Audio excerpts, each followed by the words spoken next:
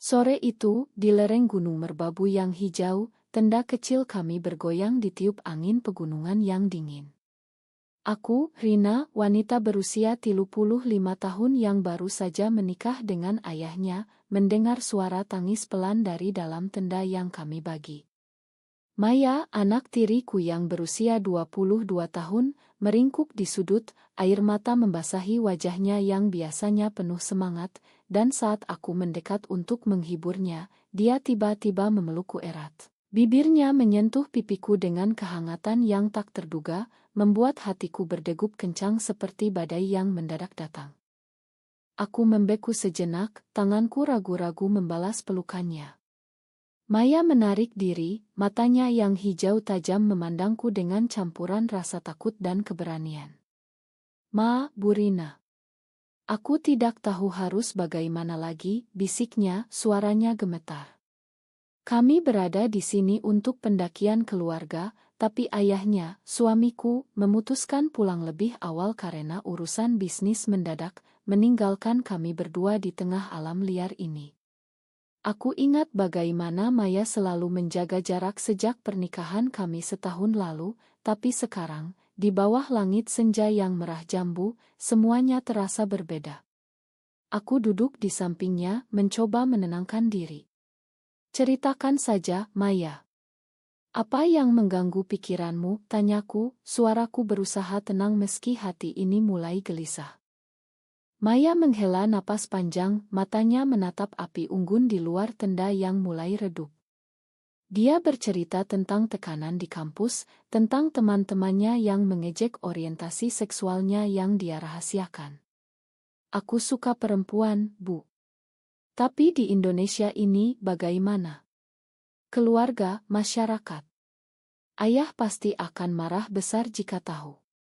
Kata-katanya seperti pisau yang menusuk, karena aku sendiri pernah merasakan hal yang sama di masa muda. Dulu, sebelum menikah dengan ayahnya, aku pernah jatuh cinta pada seorang teman wanita, tapi aku memilih menyembunyikannya demi norma sosial. Sekarang, mendengar Maya, rasanya seperti melihat cermin diri sendiri yang lebih muda. Aku memegang tangannya, merasakan getaran halus di sana. "Kamu tidak sendirian, Maya. Tapi ini rumit. Kita harus bicara dengan hati-hati." Malam itu kami berbaring berdampingan di dalam tenda, angin pegunungan menerpa kain tipis yang memisahkan kami dari dunia luar. Maya tidur lebih dulu, napasnya teratur, tapi aku terjaga, memikirkan pelukannya tadi. Apakah itu hanya emosi sesaat, atau ada sesuatu yang lebih dalam? Pagi harinya, saat matahari terbit, kami melanjutkan pendakian. Maya tampak lebih ringan, berbicara tentang mimpi-mimpinya menjadi desainer Grace, tentang bagaimana dia ingin hidup bebas tanpa rasa takut. Aku mendengarkan, tapi hati ini mulai terpecah. Suamiku, Budi, adalah pria baik, tapi konservatif. Dia sering bicara tentang nilai-nilai keluarga tradisional, tentang bagaimana anak perempuan harus menikah dan punya anak.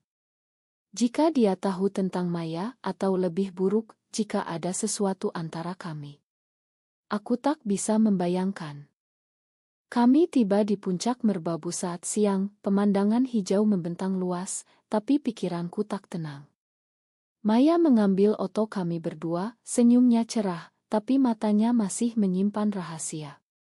Saat turun, dia tergelincir di bebatuan licin, dan aku cepat menangkapnya, tubuh kami saling menempel sesaat. "Terima kasih, Bu," katanya, napasnya dekat dengan telingaku. Saat itu aku merasakan gejolak yang lama terkubur bangkit kembali. Malam kedua di tenda, Maya bertanya tentang masa laluku. "Bu Rina pernah jatuh cinta sebelum ayah?" Aku ragu, tapi akhirnya bercerita tentang teman wanita itu, tentang bagaimana aku memilih meninggalkannya demi kehidupan normal. Maya mendengarkan dengan mata berbinar. "Jadi Bu mengerti kenapa aku takut." Kami berbicara hingga larut, tangan kami saling genggam, dan saat itu batas antara ibu tiri dan teman mulai kabur. Keesokan harinya, kami kembali ke rumah di Semarang. Budi menyambut kami dengan pelukan hangat, tapi Maya menghindari tapannya. Di dapur saat aku memasak, Maya mendekat.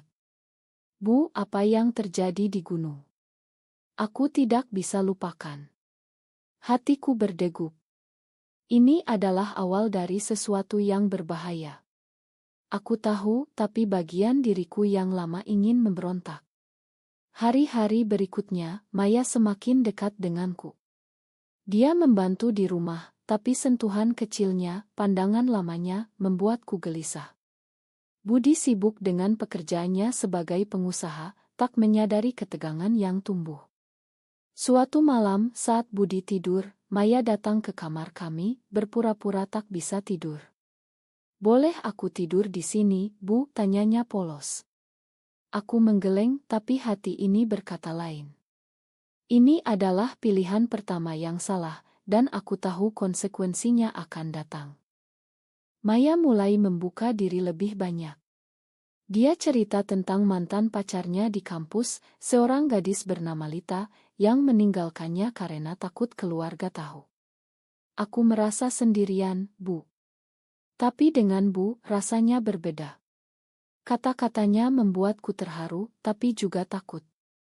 Di Indonesia, di mana agama dan tradisi begitu kuat, hubungan seperti ini bisa menghancurkan segalanya. Aku ingat berita tentang pasangan sesama jenis yang diusir dari keluarga, atau lebih buruk, menjadi korban kekerasan sosial. Tapi Maya dengan semangat mudanya seolah tak peduli. Kita bisa rahasiakan, Bu. Hanya kita berdua. Aku menolak, tapi dalam hati aku mulai mempertanyakan pernikahanku. Budi baik, tapi apakah aku benar-benar bahagia? Suatu hari, saat Budi pergi ke Jakarta untuk bisnis, Maya mengajakku jalan-jalan ke Pantai Anyer. Di sana, di bawah matahari tropis, kami berbicara tentang mimpi. Maya memegang tanganku, dan untuk pertama kalinya, aku tak menarik diri. Bu, aku jatuh cinta padamu, katanya tiba-tiba. Aku terkejut, tapi tak bisa bohong pada diri sendiri. Maya, ini salah. Aku ibu tirimu. Tapi kata-kata itu terasa hampa. Malam itu, di hotel kecil, kami tidur di kamar terpisah, tapi pikiranku penuh dengannya. Ini adalah titik balik, di mana aku mulai memilih jalan yang penuh risiko. Kembali ke rumah, Budi curiga. Kalian kemana saja? Tanyanya. Maya berbohong dengan lancar, tapi aku merasa bersalah. Konflik dalam diriku mulai membara. Budi mulai memperhatikan perubahan. Maya yang dulu pendiam, sekarang sering tersenyum saat berbicara denganku. Di meja makan, tatapannya ke arahku penuh arti, membuatku gugup. Ada apa dengan kalian berdua? Tanya Budi suatu malam, matanya menyipit. Aku tersenyum paksa. Tidak ada, Mas. Hanya semakin dekat sebagai keluarga. Tapi hati ini tahu, ini lebih dari itu. Maya mengirim pesan rahasia di malam hari, kata-kata manis yang membuatku terjaga. Bu, aku tidak bisa berhenti memikirkanmu. Aku balas dengan hati-hati, tapi setiap kata semakin menjeratku. Di kantor, saat aku bekerja sebagai guru SMA, pikiranku melayang ke Maya. Murid-muridku sering bicara tentang cinta remaja, tapi bagaimana aku bisa mengajar etika saat diriku sendiri melanggarnya? Suatu hari, teman lama Maya, Lita, datang ke rumah. Mereka bertengkar di kamar, suara mereka terdengar hingga dapur. Kamu bohong padaku, Maya. Kamu bilang sudah move on, tapi sekarang dengan ibu tirimu, teriak Lita. Aku mendengar semuanya, hati hancur. Maya keluar dengan mata merah. Bu, Lita tahu. Dia cemburu. Aku panik. Bagaimana bisa? Kita harus hentikan ini sebelum terlambat. Tapi Maya memelukku. Tidak, Bu. Aku memilihmu. Saat itu Budi pulang lebih awal melihat kami. Apa ini? Tanyanya tajam. Maya cepat melepaskan pelukan. Hanya menghibur, Ayah. Budi mengangguk ragu, tapi benih kecurigaan sudah ditanam. Malam itu Budi bertanya padaku di kamar. Rina, apa Maya punya masalah? Dia terlihat aneh akhir-akhir ini. Aku berbohong, tapi rasa bersalah menyiksa. Aku ingat pernikahan kami, bagaimana Budi menyelamatkanku dari kesepian setelah perceraian pertama. Tapi sekarang, Maya membuatku merasa hidup lagi. Di pagi hari, Maya mengajakku ke pasar tradisional di Semarang. Di tengah keramaian, dia berbisik, "Bu, ayo kita pergi dari sini. Mulai hidup baru." Ide gila itu menggoda, tapi aku tahu harga yang harus dibayar. Keluarga Budi yang konservatif, saudara-saudaraku yang taat agama, semuanya akan menolak. Di Indonesia, di mana hukum tak secara eksplisit melarang, tapi masyarakat bisa menghukum dengan cara mereka sendiri. Lita tak berhenti. Dia menelepon Maya berulang kali, mengancam akan cerita ke Budi jika Maya tak kembali padanya. Maya stres, dan aku menjadi tempat curhatnya. Suatu malam, saat hujan deras, Maya datang ke kamarku. "Bu, aku takut." Aku memeluknya, dan untuk pertama kalinya, kami berciuman pelan, penuh emosi. Itu adalah pengkhianatan terbesar, tapi juga momen paling jujur dalam hidupku. Pagi harinya aku menyesal, tapi Maya tersenyum. "Ini benar, Bu. Kita saling mencintai." Budi pergi ke masjid, seperti biasa, dan aku merasa seperti munaik. Bagaimana aku bisa hidup dalam dusta ini? Konflik semakin dalam saat saudara Budi, Tante Siti, datang berkunjung. Dia perempuan konservatif, sering bicara tentang nilai-nilai Islam tradisional. "Maya, kapan kamu nikah? Umur segitu sudah waktunya," katanya sambil tertawa. Maya tersenyum paksa, matanya melirikku. Aku diam, tapi hati ini bergejolak. Malam itu, Tante Siti melihat Maya memegang tanganku terlalu lama. "Hati-hati, Rina. Jangan terlalu dekat, nanti orang salah paham." Kata-katanya seperti peringatan. Maya marah setelah Tante pergi. "Mereka tidak mengerti, Bu. Mereka ingin kita hidup dalam kotak mereka." Aku setuju, tapi takut. Ini adalah saat di mana aku mulai mempertanyakan imanku sendiri. Suatu hari, Budi menemukan pesan di ponsel Maya. "Siapa ini, Maya? Kenapa pesannya aneh?" tanyanya marah. Maya panik, bilang itu teman. Tapi Budi tak percaya. Dia mulai mengawasi kami. Aku merasa terjebak, seperti burung dalam sangkar. Maya mengusulkan rencana gila, lari ke Bali, di mana masyarakat lebih terbuka. "Di sana kita bisa bebas, Bu." Aku tergoda, tapi ingat anak-anak Budi dari pernikahan sebelumnya, meski Maya satu-satunya yang tinggal di rumah. Ini adalah pengorbanan besar. Malam itu kami bertengkar pelan. "Maya, ini akan menghancurkan ayahmu." Dia menangis. "Tapi jika tidak, aku yang hancur." Pilihan itu menyiksa. Lita muncul lagi, kali ini di depan rumah. Dia berteriak, "Maya, kamu pengkhianat. Kamu curi ibu tirimu." Tetangga mendengar, gosip mulai menyebar. Budi pulang dan marah besar. "Apa maksud ini?" tanyanya pada Maya.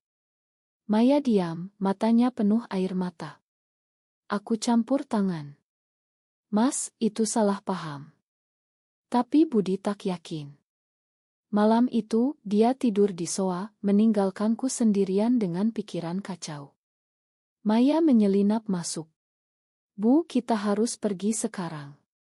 Aku menggeleng. Belum saatnya. Tapi dalam hati, aku tahu badai sudah mendekat. Gosip di lingkungan semakin hebat.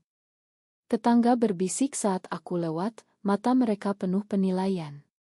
Di Semarang, kota yang seharusnya modern, tapi norma desa masih kuat. Budi memanggil pertemuan keluarga. Saudara-saudaranya datang, termasuk Tante Siti. Maya, ceritakan yang sebenarnya, kata Budi tegas. Maya menangis, tapi akhirnya mengaku. Ayah, aku suka perempuan. Dan aku mencintai Bu Rina. Ruangan hening, lalu meledak. Tante Siti berteriak, astagfirullah. Ini dosa besar. Budi memandangku dengan mata penuh pengkhianatan. Rina, benarkah? Aku tak bisa bohong lagi. Ya, Mas. Maafkan aku. Saat itu, dunia kami runtuh. Budi marah, memukul meja. Kalian gila. Ini keluarga, bukan tempat untuk itu. Maya berdiri, suaranya gemetar tapi tegas. Ayah, ini bukan pilihan. Ini siapa aku. Debat panjang terjadi, penuh air mata dan tuduhan. Tante Siti mengusulkan terapi konversi, sesuatu yang masih ada di Indonesia meski kontroversial. Kita bawa Maya ke Ustadz, biar disembuhkan. Aku protes. Itu bukan penyakit. Tapi Budi setuju dengan Tante. Malam itu, Maya dikurung di kamarnya, ponselnya disita. Aku merasa bersalah, tapi juga marah pada sistem yang menekan kami. Pagi harinya, aku bicara dengan Budi sendirian.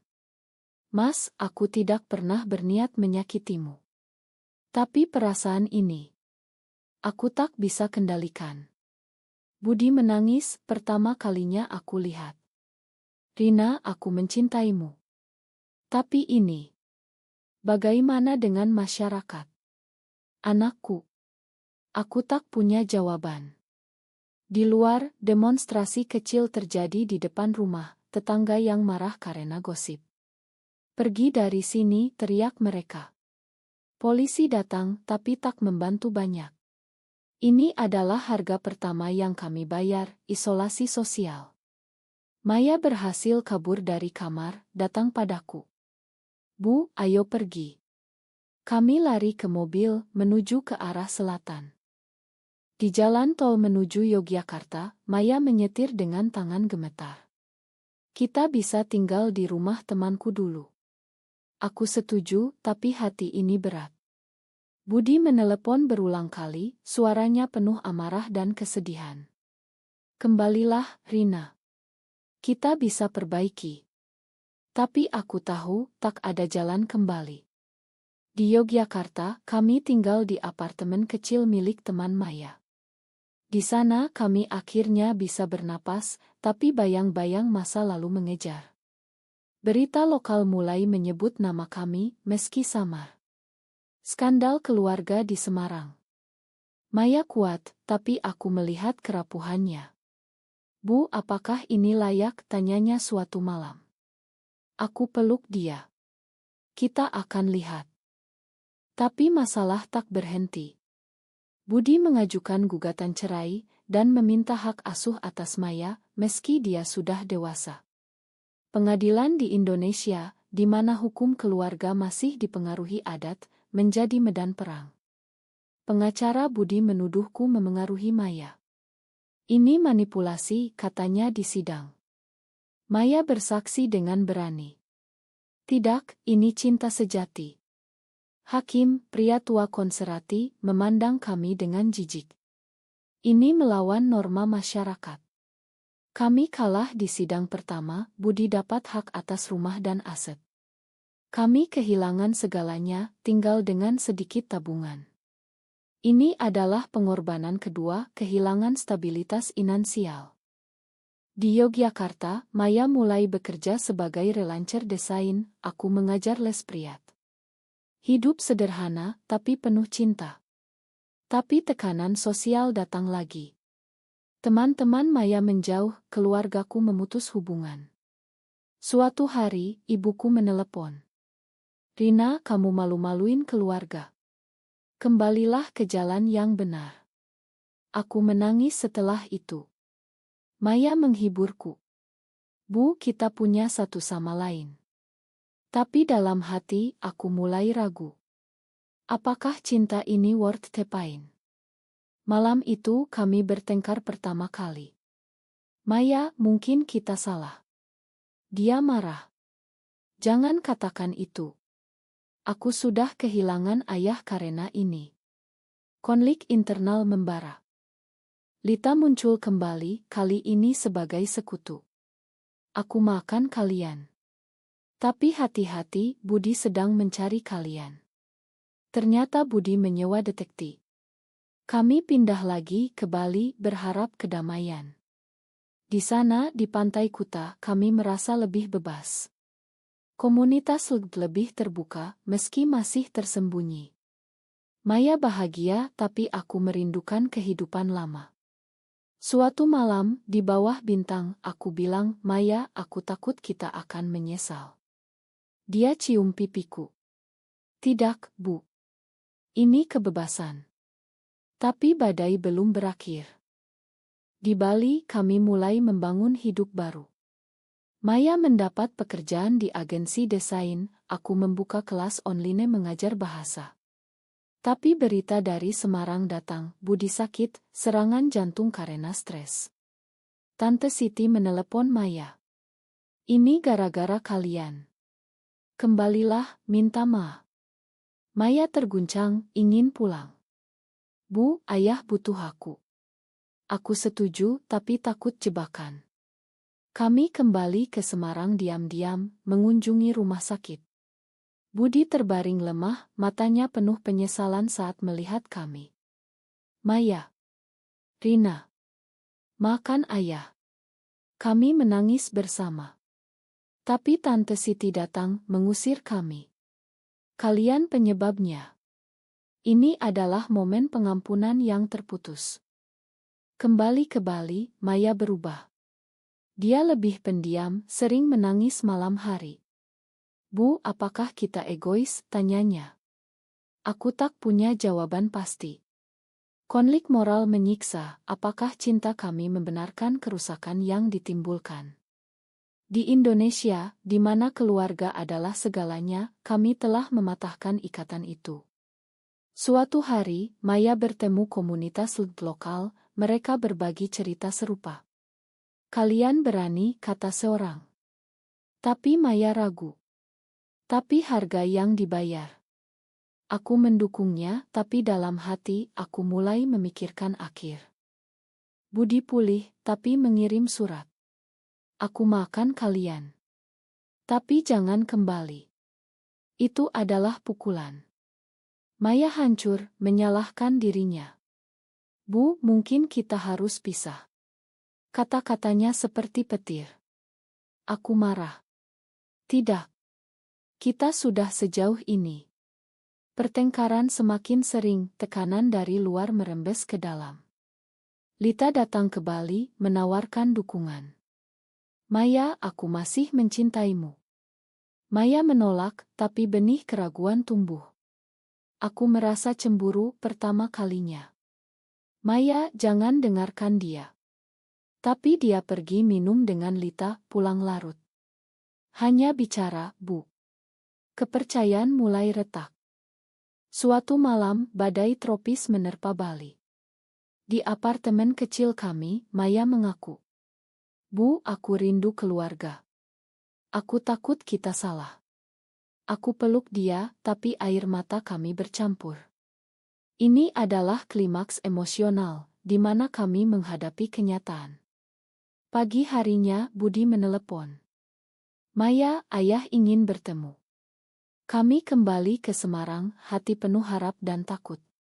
Di rumah, Budi menyambut dengan pelukan. Ayah salah. Aku tak mau kehilanganmu.